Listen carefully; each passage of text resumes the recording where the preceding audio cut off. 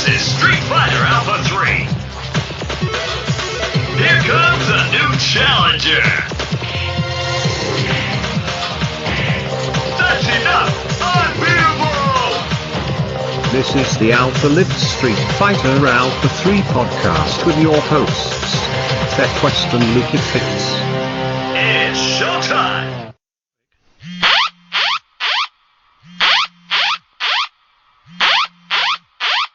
Hello and welcome to the fourth episode of the Alpha Lives podcast. I am Lukefitz and I'm joined as always by my co-host Quest.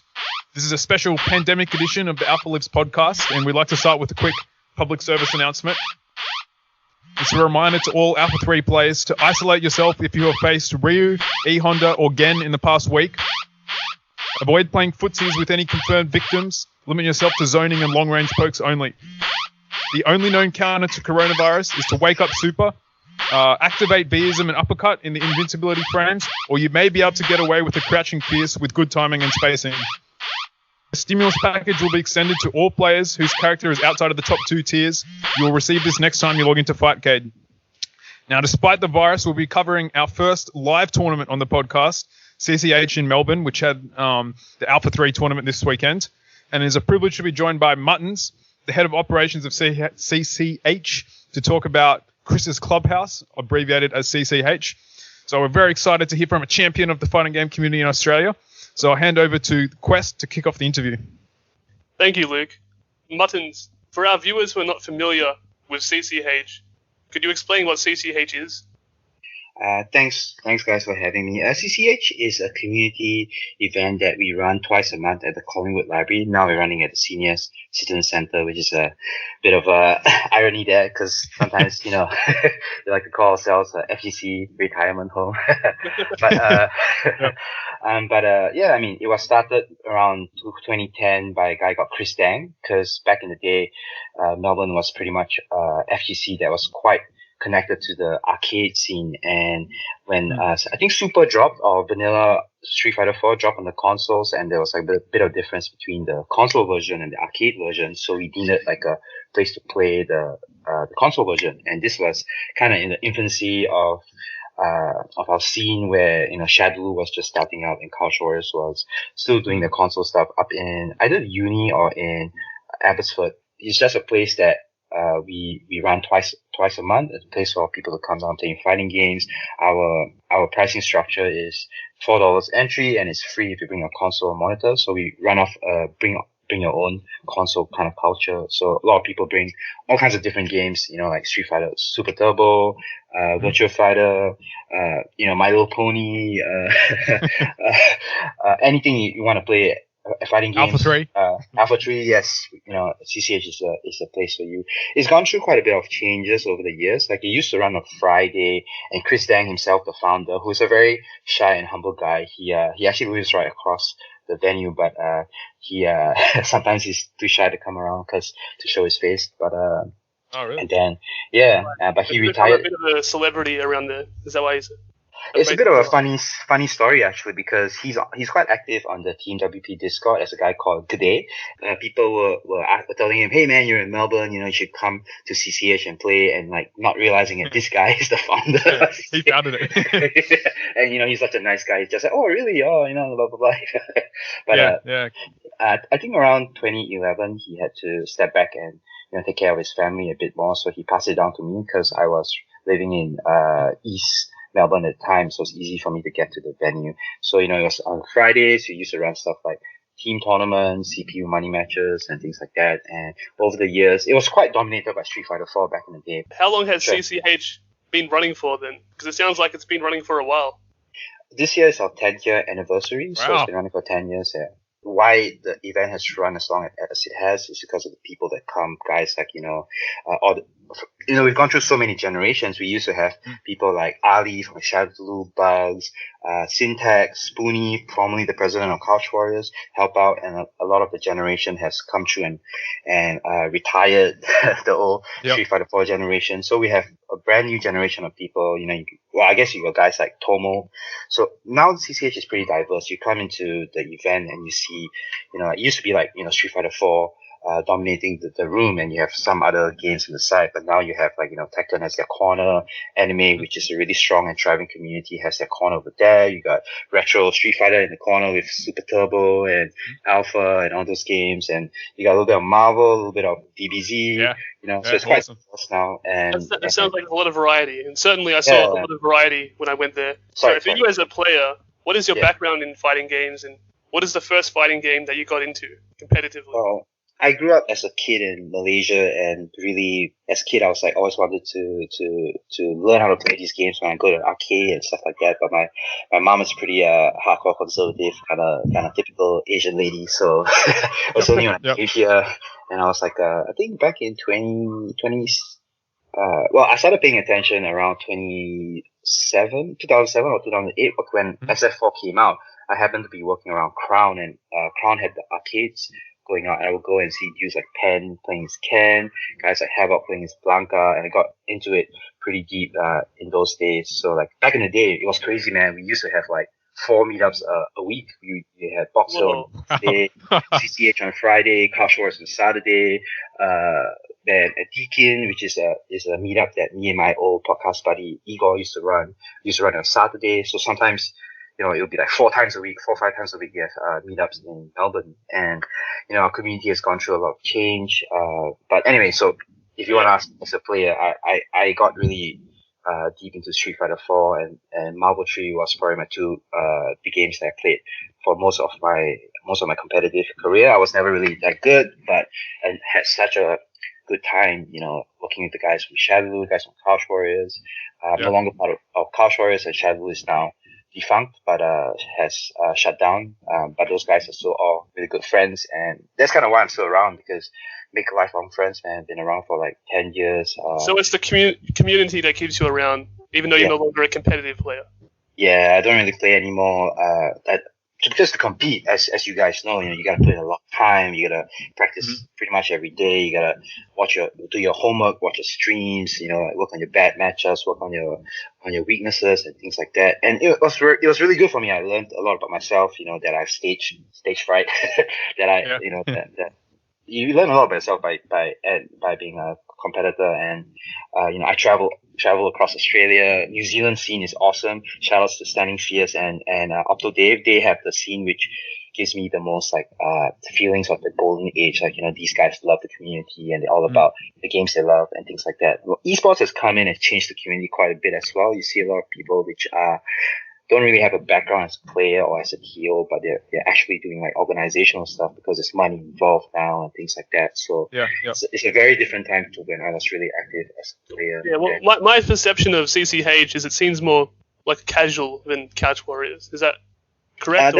That's fair to say. CCH has always been a supplementary event. We used to run tournaments and stuff like that, but over the years, my thinking about things has changed quite a bit. Like we used to have so many events every week, and talking to guys like, Clockwork came down one year for Shadow, and he was telling me, if you have a big tournament every week, you kind of tend to burn out the player base. So his ideal schedule of a monthly schedule would be more like maybe you have events leading up to a big tournament every month, because people need time to develop their game, level up, grind and stuff like that. You have one big one every month. I mean, it does have its pros and cons. You get that rhythm and the momentum of people competing, but burnout is real. I've seen so many people from my time, my generation, not just players but tournament organizers, and they burn out because, let's be real, doing this fighting game stuff takes a lot of time and effort and money, and to get paid for it or to get enough reward for it to do it. If you ever did it for that reason, you're gonna burn out. Most people, you can only really survive if you do it for love. And most people start out for love of the game, but there's other factors now. Are there any current issues or important decisions about CCH that you are currently deciding on?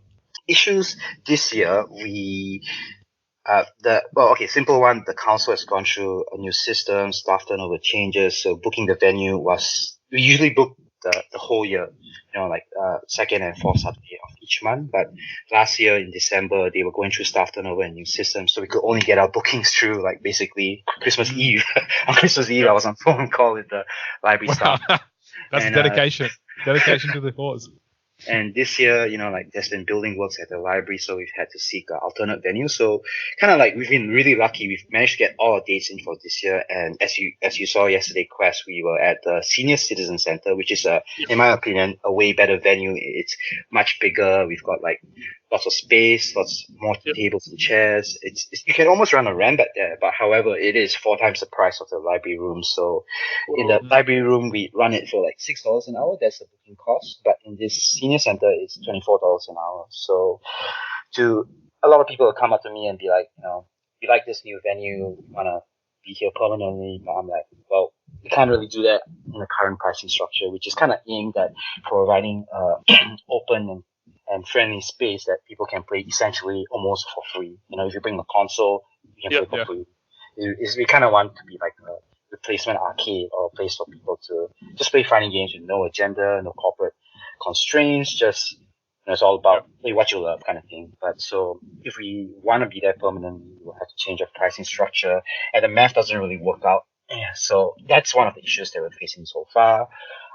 Over the years, we've had other things like we've been lucky. We haven't really had issues with theft and stuff like that. But there's always been drama, player conflicts, and things like that. But probably the venue. Sorry, drama between the venue or between the players or. Man, in a competitive community, there's always ego, there's always drama, there's always people that have problems with each other. But at the same time, like you see people become almost like family. Like the week before, we all went up to Berwick, probably maybe 25 of us for like a birthday barbecue at Canales. We just played Street Fighter all day. Oh, that's cool. Break down Van Damme movies and things like that. So it sounds like there's a real sense of community spirit and. Yeah. But you said drama. Have you seen anyone like throw their controller down or like yell? Oh yes, there's been pop offs. There's been chairs been thrown. There's been controller. You see this everywhere though. Like you see this at tournaments here, at Rambats. People get salty. There's fighting games, man. People invest so much time into their game and to becoming good.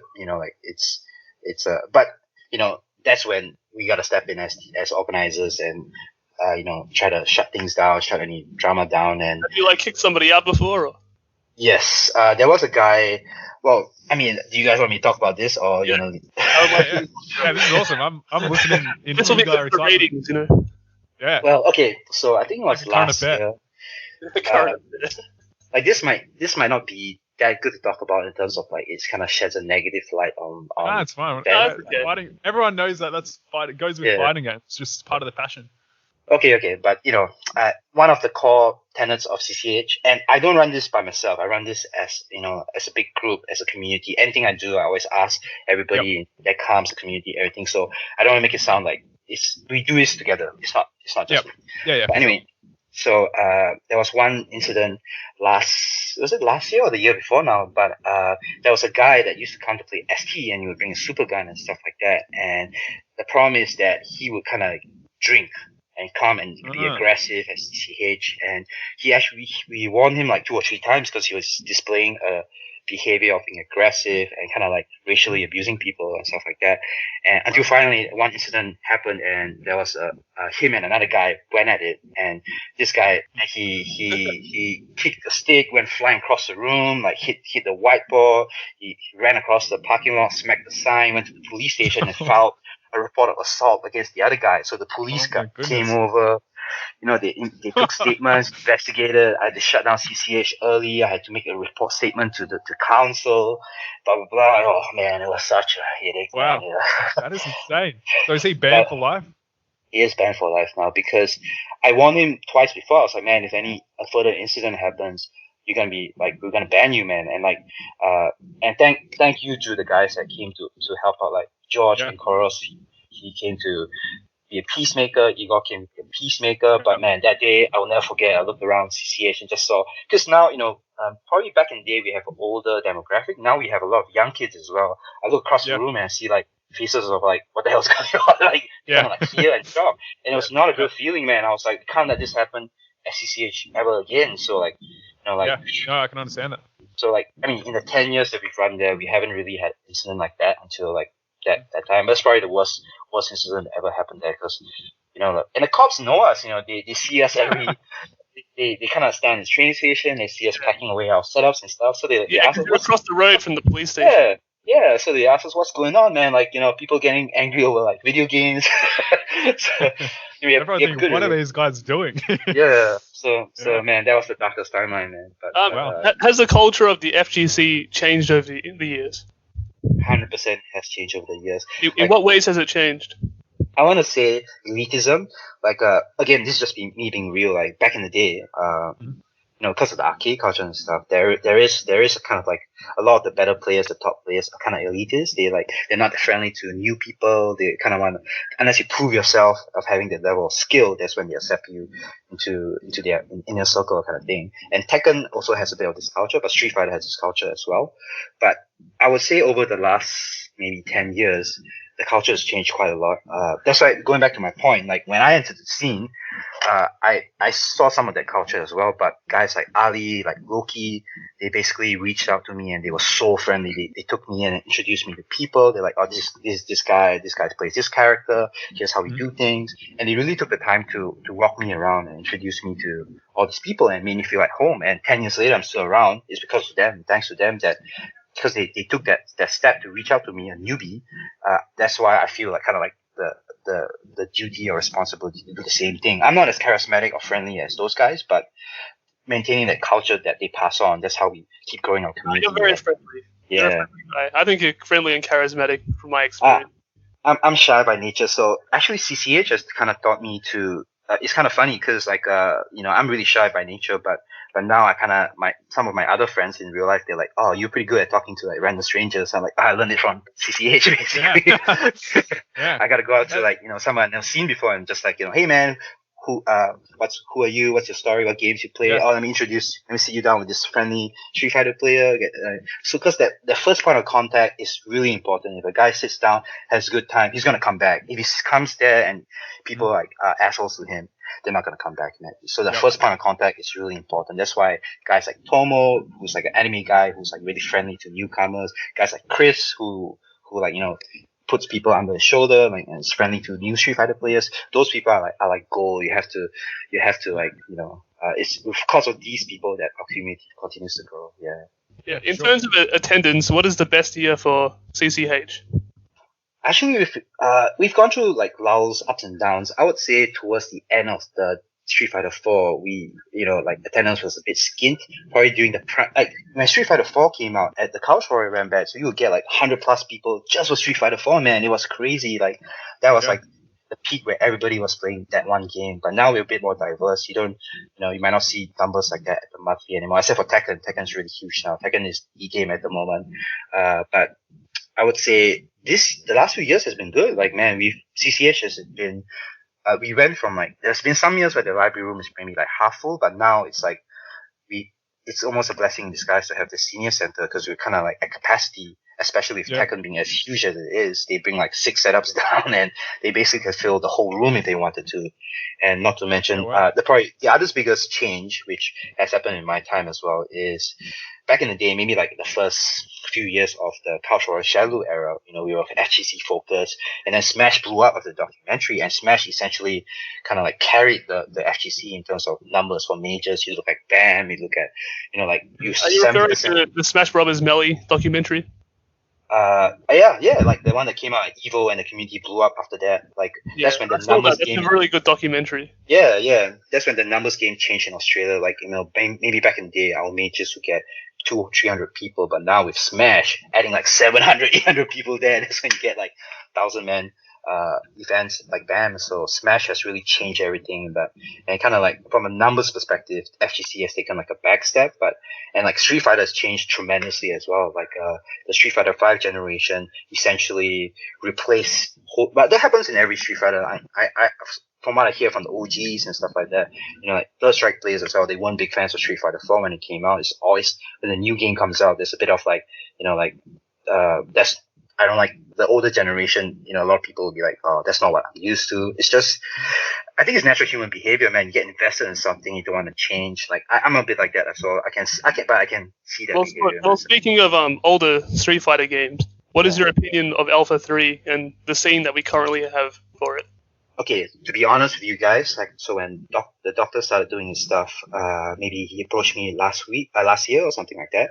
I was like, oh, Alpha 3, that's kind of cool. And I was kind of bummed out when he came to CCH one time because he was so keen to play Alpha 3, and there's a bunch of OG, SF players there, and I was excited for him. Oh man, sit ego down with him, blah blah. But they are more on Alpha 2. They actually are not that keen on Alpha 3. But I have to say, like, now you see Mike Toxie, who's probably, in my eyes, probably the greatest Street Fighter player of the last, of the last era. I mean, new generation coming up. I have a new guy, Really? but Wow. yeah, like, so I mean, you guys know Toxie or? Yeah, we play against him in Alpha 3. I think he's good. I wouldn't say he's the best Alpha 3 player.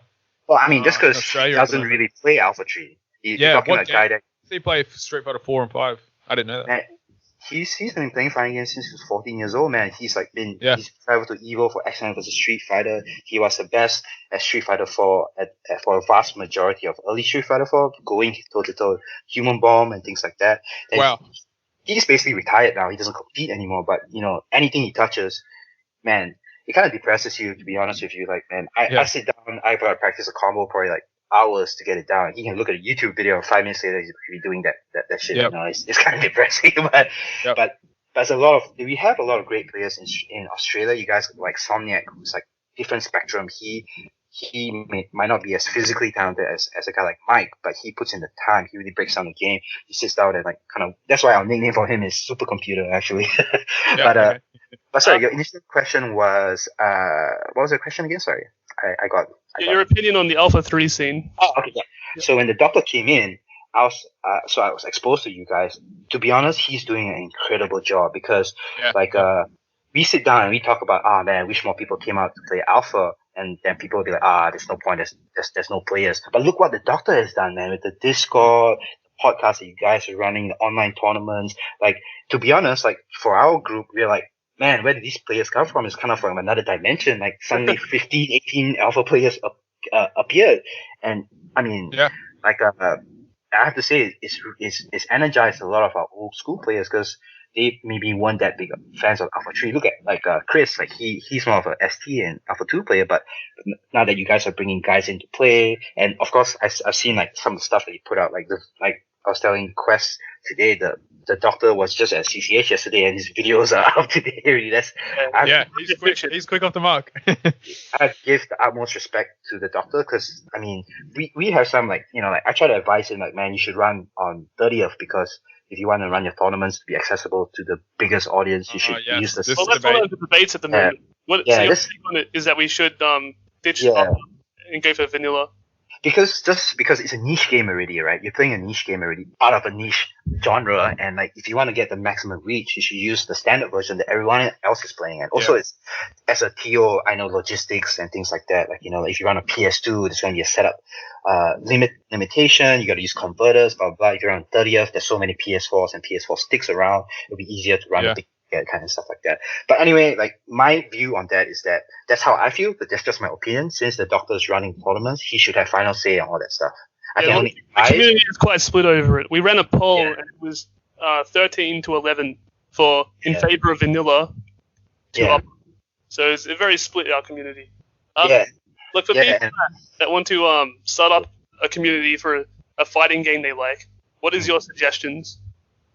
So there's a few different ways to do it. Like, again, I tip my hat to the doctor because to do what he's done is really difficult. Like, to build up a community. Like, I understand he reaches out to people individually, right? He comes across people on 5K and stuff like that. He messages them and gets them to come in and kind of takes them under his umbrella, right? So, like, to be honest, to grow a niche game like that, you kind of have to do what the doctor has done and just put in so much time because now the scene has changed completely. Like back in the day, like, all Sadu forums used to be the one place we all go and like congregate and talk fighting game stuff. So it's kind of easier to get a big bunch of people to just get your notices out there. But now in 2020, man, things are so different. You got Reddit, you got like Discord, you got Facebook, you got Twitter, like everything's fragmented. There's no like, when Vanilla Street Fighter 4 was coming out, I remember like everybody was on SRK forums talking about tech and stuff like that. Now you want to find like a piece of tech. It's kind of difficult, man. Like I've seen pictures at the end of the year of CCH events. Yeah. And these big like pizza party things. Like Yeah. Have you seen anyone just pig out and eat a lot of pizza there? Oh, man. Like, I think when I first started doing that, there was 1 year, like, I literally put the pizzas down. I went outside for 5 minutes to tweet a picture of it. I came back, everything was gone. There's some animals in our community, like, You gotta watch those Smash players, especially. I don't want to name names like THK, but I'll be sitting there and, like, usually walking past with 8 slices of pizza on the plate. I'd be like, man, what about other people? Don't Stunning you, like, degeneracy. Yeah, it's just like they just go ham. They just go on the pizza and just whack 8 pieces right away. I'm like, Kevin, what about other people?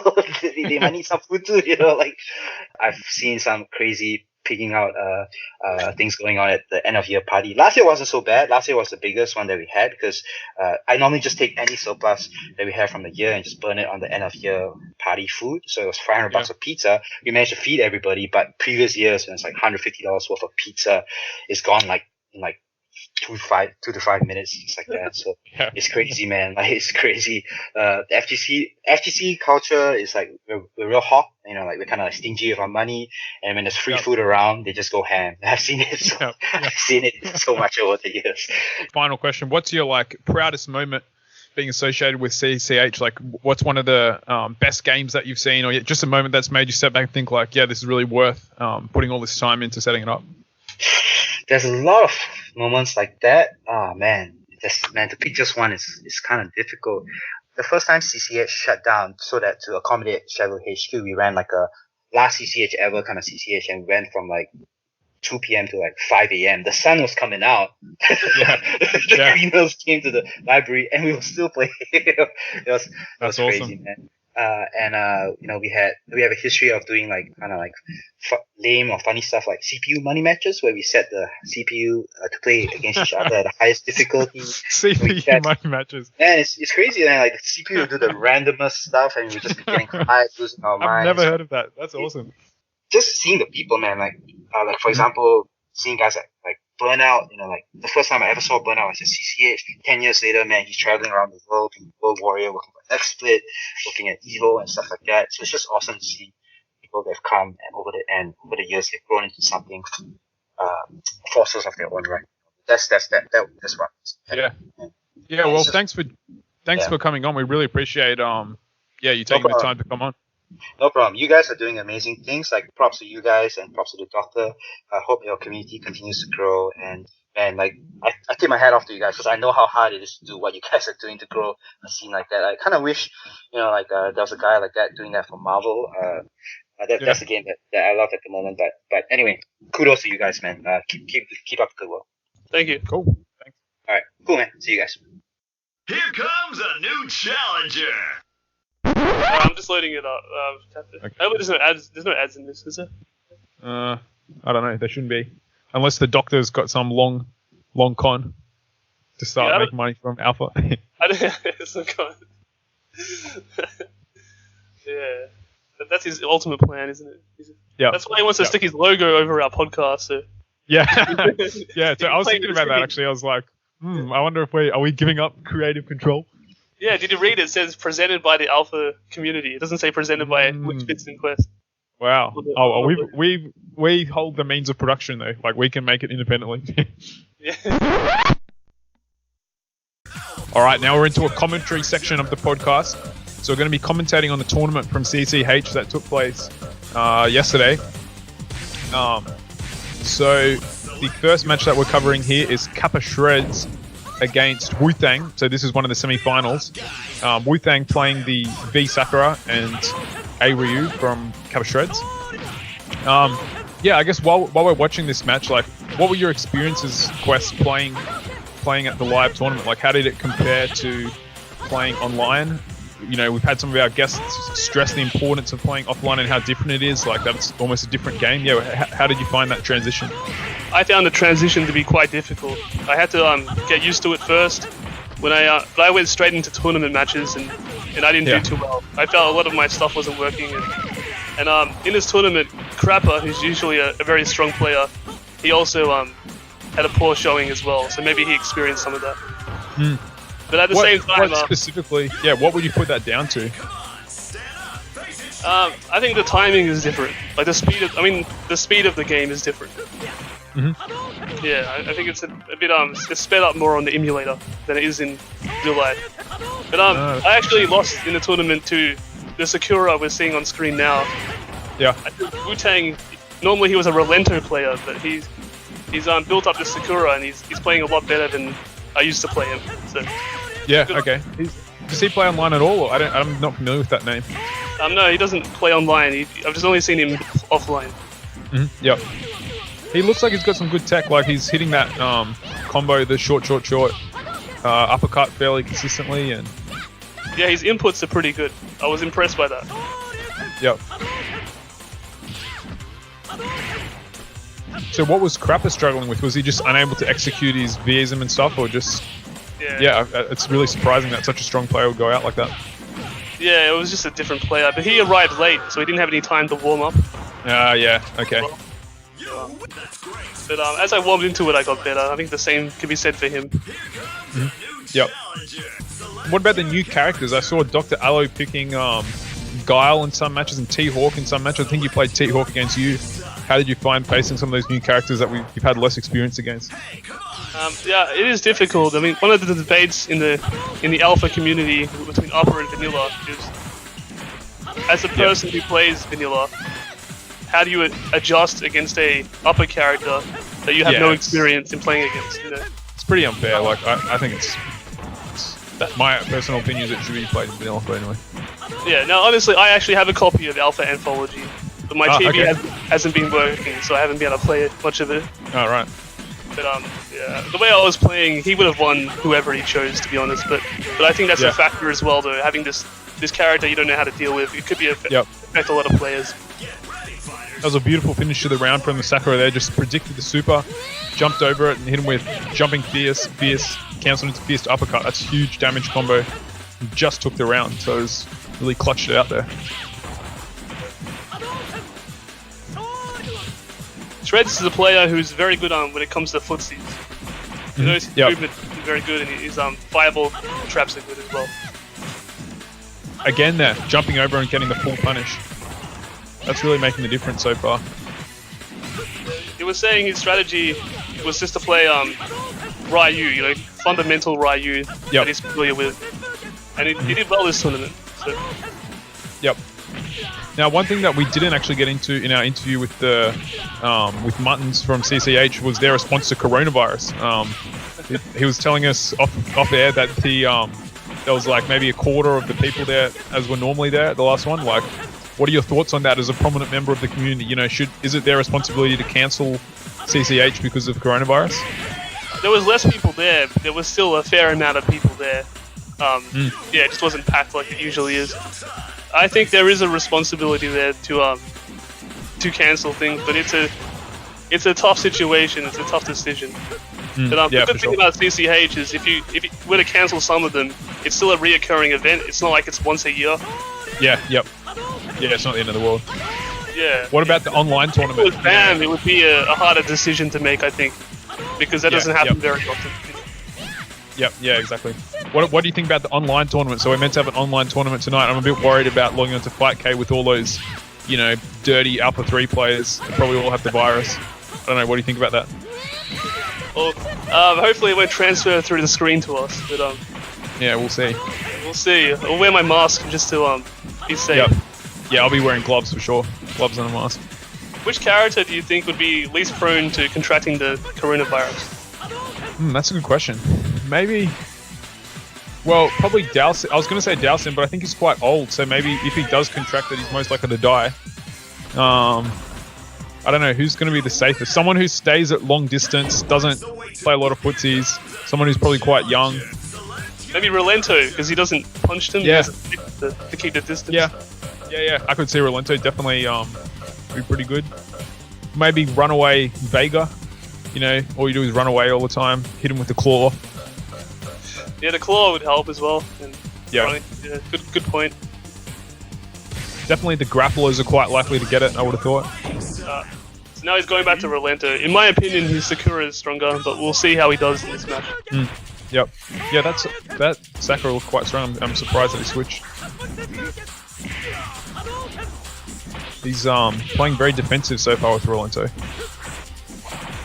Rolento is an interesting character. He doesn't really feel like a Street Fighter character. It's like a really different style to most of them. Like his jump is really weird. He's got all the off the wall stuff. Like he's just a real different kettle of fish. Yeah, he flies around like a Marvel character. Yep. Good slide there. That was really interesting to hear before that Toxie is such a famous Street Fighter player in Australia. I never knew that. Yeah, neither did I. What do you think of this Rolento at the moment, and what could he do better? And same with the Ryu. I think the Ryu is what a lot of the Alpha 3 players always stress, that you've got to have good bread and butter combos just to do solid damage when you get a punish. So he's basically playing ST style Ryu, which is like, obviously really strong and a good basis, but he's not, I wouldn't say he has many high damage combos like some of the stuff like cancelling into the Hurricane Kick and, those high dizzy combos, maybe something. But, what do I know? Like, they're both probably better than me. Oh, that was nice super by Ryu. Yep. Good block. You've got to block that low Rolento super. You prefer to block or jump? What do you think is better? Probably, well, I guess if you jump, you can punish it, hypothetically, but if you miss time it and you come back down, or you don't have enough time to jump, then you can get hit by it. So I probably normally just block. Yeah, fair enough. You have to block low though. So wow, the Ryu players come back. So was this must be best 3 out of 5, right? Yes, from semi-finals onwards, it's 3 out of 5. Yep. And he switched back. Wu-Tang switched back to Sakura. Obviously, he agreed with you that Rolento wasn't really working out. Yeah, I think his Sakura is just a lot better. But... Yep. Seems like a lot of players are switching to Sakura at the moment in the community. It's a bit of a trend. Well, Sakura and Akuma as well. That's another one. Yeah, yep. People trying to switch to Vism. Like someone like TMB, his Vism with Akuma is getting really good. I wouldn't be surprised to see him have a really strong showing tonight in the online tournament. I think part of it is because of the videos that Dr. Elo has posted with the Vism combos. It gives people more direction. Good anti-air there. That crouching fierce can be really good anti-air, but it's quite hard to time. You have to hit it just at the right moment. Yeah, Cap has been very consistent in his anti-airs this match. But just really good, solid Ryu play. Has taken him to match point, I think, here. Kappa Shreds, that is. Yep, we are at match point. Good fireball game. Oh, again, full completion on the combo. Yeah, he's not dropping those. He's doing great on that. Yeah. Did you find it to be different in terms of sitting right next to the person that you're playing? Was there an extra kind of psychological element there? No, I didn't find any extra element in that way. But, yeah, I mean, having people, I guess, watching matches and stuff, it creates more pressure in that way. Yep. Yeah, I can say that for sure. Jumps over the super. Oh, nice punish. Baited out the uppercut and finished it off with a standing fierce. Or roundhouse, rather. So this is match point either way. It's 2 games apiece, isn't it? Correct, yeah. So really high stakes match here. Oh, gets a full punish again. The execution with Sakura is really impressive. Maybe good punish again. Beautiful anti-air. Full punish. This is just a clinic. Oh, missed the punish there. Did really well to bait out the uppercut, but was couldn't punish. Oh, missed it again. Good block on the overhead. Oh, tries to jump over the super and gets hit. You can see a bit of panic setting in here. Oh, so many missed opportunities. Oh, gets the throw. What a comeback from Kappa Shreds there. That is just clutch. Yeah, big comeback. Well done to Kappa there. Yep. You can see Wu-Tang just had it in the bag and just kind of panicked right at the end. Okay, and the second match that we're looking at is the first match in the finals. So I think Alo actually came through the losers bracket. I think he might have got knocked to losers by either by Kappa Shreds or by Wu-Tang earlier. I have to check that, but he's coming through the losers bracket and going with Guile. So really interesting to see. Did you have a chance to play as Guile? Like, I know you're notably a Charlie player. Guile seems to be fairly similar in the way Alo's playing him. Like, yeah, what are your thoughts on Guile as compared to Charlie? Yeah, I had a chance to play Guile. One thing he's lacking is the the standing heavy kick. For Charlie, it's a long range move. For Guile, it's just an anti-air, so it's not as good. Yeah. But he does have some good attacks, like his crouching medium kick is better. And his movement is actually a bit better as well. I also had a chance to play against Guile. So against a player called Matt, who's keen on joining our scene, so that was fun. Oh, nice. Awesome. Guile looks really similar to Super Turbo Guile. Like, he looks a bit out of place in this game, visually. Yeah. Oh, nice speeds. And what is that? Just cancelling crouching fierce into flash kick. Yeah, it's just Dr. Elo magic. Yep. He doesn't have the standing medium kick that you can float backwards or forwards. No, he has a spinning kick, but he doesn't have the long range kick that pushes you. Yeah. Okay. Yep. Oh, just a little too far to hit that combo there. That would have connected with Charlie, I think. Good back fist. Yeah. Oh, looking for the cross up. It's all about positioning with Guile. Yep. Again, misses that flash kick combo. I think he's something's going off with his spacing there or something. He must have to be very close for that to actually land. Yeah, he's missed it twice. Oh, good activation. And as always, he doesn't drop. Yeah, good timing there by Elo. So what was the biggest game going on at CCH? Was it Street Fighter 5 or Tekken? Like, what was the vibe that you got? There wasn't much Tekken there, actually. I think I saw not many setups. I think Street Fighter 5 would be the biggest one there, yeah. Yeah, okay. Also a number of setups we had for Alpha 3. So. Yeah, nice. So what console was this played on? Sorry? What console was the actual tournament played on? On PS2? Yeah, it was played on PS2. All the tournament matches were played on PS2. Yeah, okay. Yeah, this was the Alpha tournament. In 2 weeks, we will have a vanilla tournament on PS4. Ah, okay. Yep, that's good to hear. If it's not cancelled because of coronavirus. As previously discussed.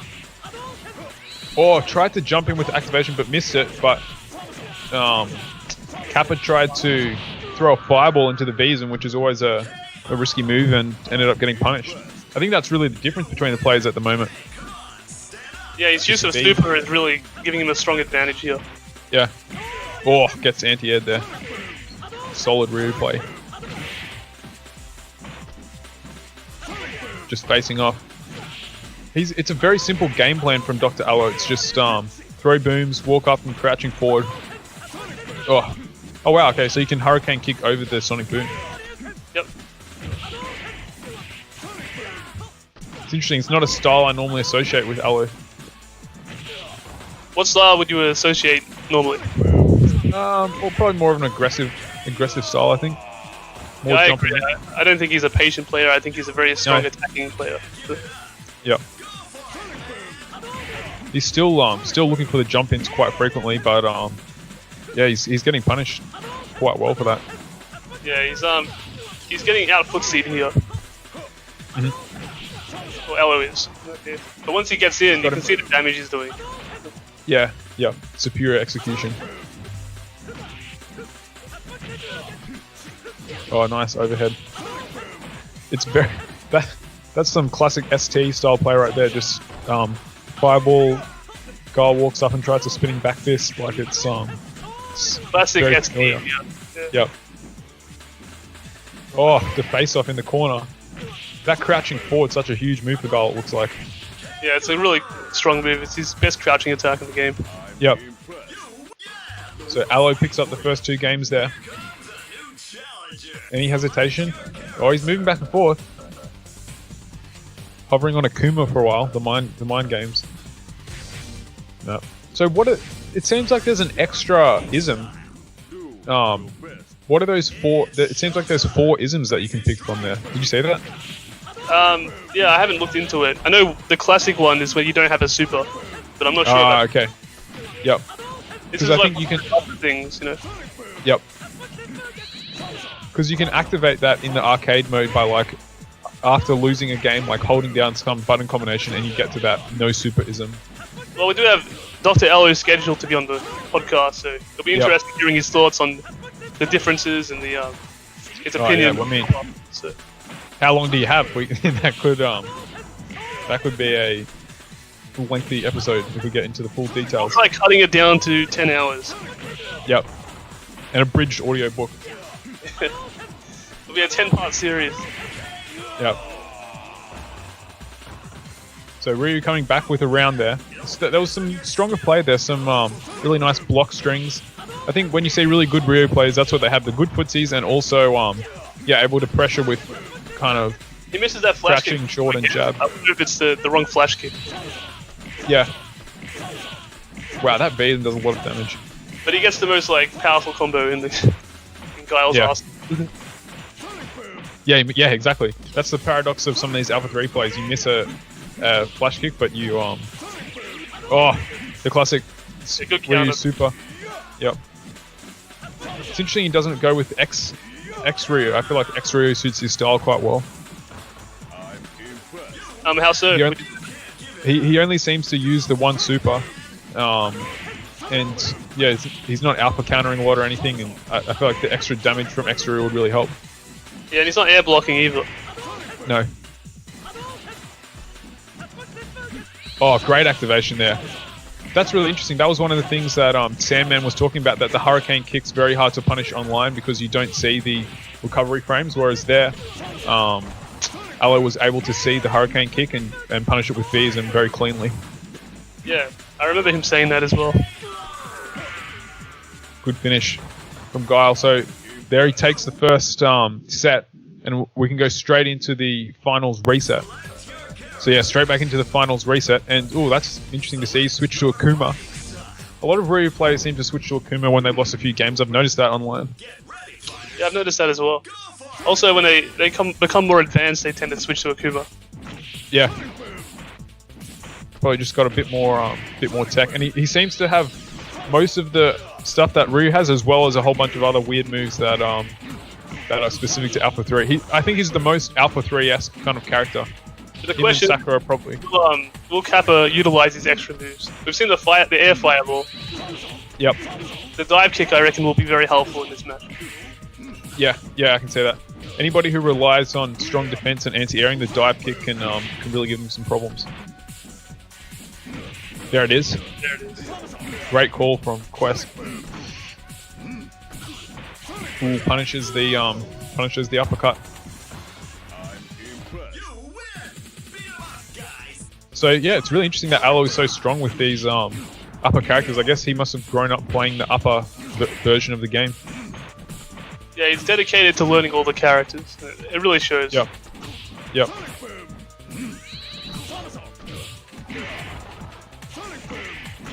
So wow, just dominant footsies there. Throw the fireball to whiff punish, and then walk forward and hit with crouching forward. That pretty much sums up Alo's game plan. He's really using 2 or 3 buttons. Just keeping it really simple. Yeah, that's all you need to do is Guile. Yep. Good flash kick there. Good pressure in the corner, but Guile just able to get out of it. Oh, and gets the full Vs, and is that going to kill? No, not quite. Yeah, but wow, that was a very dangerous walk-up throw. He could have wake-up supered there. Yeah, he took the risk and it paid off. Yeah, but we haven't seen many wake-up supers so far from Kappa Shred, so I think it was still kind of. It goes back to Ryu. He didn't believe in the Akuma. No. Do you think it's the right choice? Yeah, I wasn't convinced by his Akuma. I think you've got to be using Vism and the extra abilities that using Akuma gives you to justify it, because Ryu is better in some aspects. The fireball's a bit better, probably the uppercut's a little bit better for anti-airing. Yep. For his style of play, I think Ryu suits him more. Really using those hurricane kicks. Good hop kick there. Oh, he could have uppercut there. Again, Dr. Alo not scared to jump in. The Kappa's spacing is good. You notice he moves back a little bit when Guile comes forward. He wants to be out of that back range. Yeah, really important not to throw fireballs. Back. Oh, nice. Just a little drop there and from Dr. Allo. Oh, baits out the uppercut. I was expecting a bigger punish, but he takes that round. So yeah, I agree with you. He's doing a really good job of zoning Guile out with the fireballs. Yep. See, that's where the air blocking comes in. That was a beautiful late uppercut, but Guile just air blocked it. And the risk reward is really skewed for jump ins in this game. So, you know, if you jump in on a character that doesn't have V'sm, like the worst that you're going to get is uppercutted. Maybe you get supered, but most of the supers don't hit for full damage. Even when it comes to V'sm, you can air block it and beat it out as well. Yep. So anti-airing is just really not as good. So he lands the combo. I think he used a different flash kick, and that's why it landed that time. Ah, yeah, okay, that would make sense. Looked like the light flash kick that time. Yep. Maybe it has a different range. Good use of the Hurricane Kick again. I think that's why he's looking for so many of those Tatsus, is to travel over the fireball and try and punish it. Yep. Being really patient here. Really good patient play, even with a life lead. Oh, wow. So Guile jumped in, baited out the uppercut and activated, and in his invincibility frames, that uppercut went through him and then punished. That is, what are you meant to do as rear there? Because if you do nothing, you probably get thrown, or like you just get your guard broken, and if you Definitely uppercut, a tricky situation. yeah. Oh, great pressure here from Allo, just walking straight forward. Pressuring him, driving him back into the corner. Yep. Good uppercut. But again, like, it was a good uppercut, but hypothetically, Allo could have activated and hit him with V'sm. So it's a risk. Okay, no meter for either of them. Wow, good pressure. Really tense footsies here. Now Ryu with the 1 level super, does he look for the super fireball? Oh, nice. Oh, somehow survives that V'sm. One more hit will do it of chip. Oh, but walks up and looks for the throw, but Guile neutral jumps and then punishes. Yeah. So it comes down to the last game. 5 wins in a row for Dr. Allo. Yeah. Dominant performance. Yeah, really coming back from that losers bracket. I mean, showing some dominance here. Yep. Thinking about a switch, but goes back to Ryu.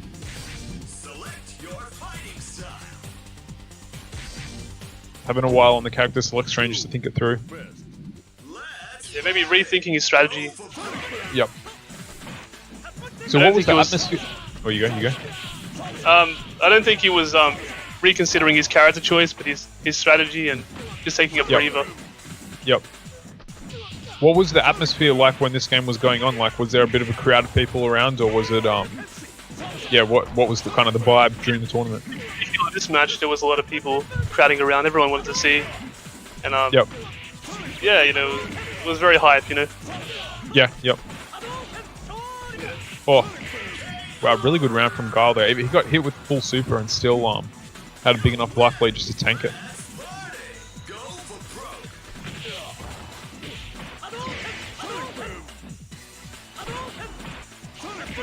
I think this is match point right now. Well, yeah, it is. Yeah, it's come very quickly. Oh, great combo. Oh, this is a corner pressure. That's a common Charlie box string. Yeah, so consistent with his V. Yeah. Oh, look at that. Switched sides. Puts juggling in the him. Corner. Yeah. Wow. Oh, good uppercut. He's looking for a huge comeback like he had in the semis. But it's a long road to come back from here. Good sweep. Oh. Oh, and gets the trade with super right at the end there. So I'm quite impressed by the quality of that match. Like, that was a, you know, probably not to the same level as some of the online tournaments in terms of the dueling V'sm and stuff, but you know, it does give good credit to the community. That looked like quite a clean match. Yeah, it was a strong showing from both players. Considering also Dr. Allo played Guile, and I don't think Shreds or Kappa has been part of our community for that long. So. Yep. sort of all the way to grand final. I mean, well done to him, and well done to LO for winning it. Yep. I mean, well done to all involved to come out and play some live Alpha 3. So yeah, that's about all we have time for on today's episode of Alpha Libs podcast. As always, if you want to come on, if you've got an opinion to voice or you've got something that you think the community needs to know about, let us know and we're happy to have people on. But yeah, for now, signing off.